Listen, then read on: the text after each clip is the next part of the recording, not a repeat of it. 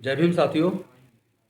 जैसा कि आप जानते हैं कि केंद्र की सरकार ने पिछले दिनों लेटरल एंट्री से 9 लोगों को डायरेक्ट जॉइंट सेक्रेटरी लगाया और उसमें किसी भी एससी, एसटी, ओबीसी माइनॉरिटी के व्यक्ति को स्थान नहीं दिया। और अब फिर 30 पोस्ट फिर से लेटरल एंट्री से भरने जा रहे हैं। पिछले दिनों कुछ डायरेक्टर्स भी लगाए और डायरेक्टर्स लगाने की भी प्लानिंग चल रही है।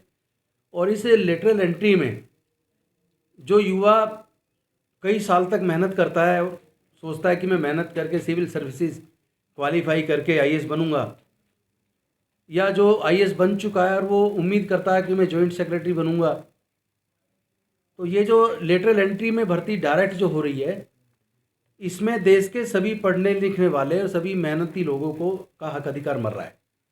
और इसमें एससी, एसटी, ओबीसी और माइनॉरिटीज़ के लोगों को पूरी तरीके से इग्नोर किया जा रहा है।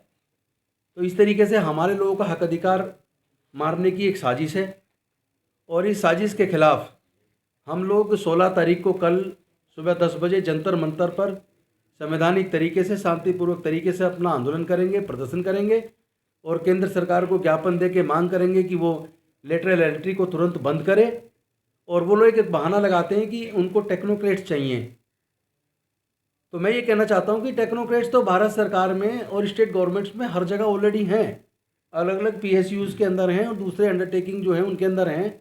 भारत सरकार के अलग अलग विभागों में हैं जहाँ पे टेक्नोक्रेट एक से एक ब्रिलियंट है और जिसकी 30-35 साल की एक्सपीरियंस है, और वो शायद बहुत ज़्यादा कंट्रीब्यूट कर पाएंगे।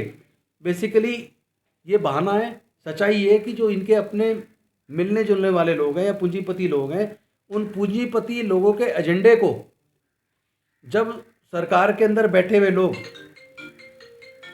जब उसको लागू करना चाहते हैं, तो ब्यूरोक्रेट्स अक्सर देखते हैं कि लॉ के हिसाब से मेंटेनेबल है, करना चाहिए, फाइल आगे बढ़ानी चाहिए, नहीं बढ़ानी चाहिए, तो उनको ये बाधा नज़र आती है। इसलिए वो ऐसे जॉइंट सेक्रेटरी जो उनके अपने बंदे हों, उन बड़े बड़े पूंजीपतियों के अपने बंदों को यहाँ अलग अलग मंत्रालयों में फिट करना चाहते हैं ताकि उनके माध्यम से फाइल बनवा के वो अपने एजेंडे को सेट कर सकें। इरादा कुछ और है और इसका सीधा सीधा नुकसान देश का जो मेहनतकश समाज है, जो पिछड़ा समाज है, उन पर और अल्पसंख्यक समाज है, जो गरीब समाज है, उनका सबका हक अधिकार मारा जा रहा है। तो इसके खिलाफ पूरे समाज के लोग एकजुट होकर आज हमने तय किया है कि कल हम लोग इस पर प्रदर्शन करेंगे और मजबूती से अपनी बात को रखेंगे और केंद्र सरकार को हम प्रेशराइज करेंगे कि वो इसको तुरंत विड्रॉ करे।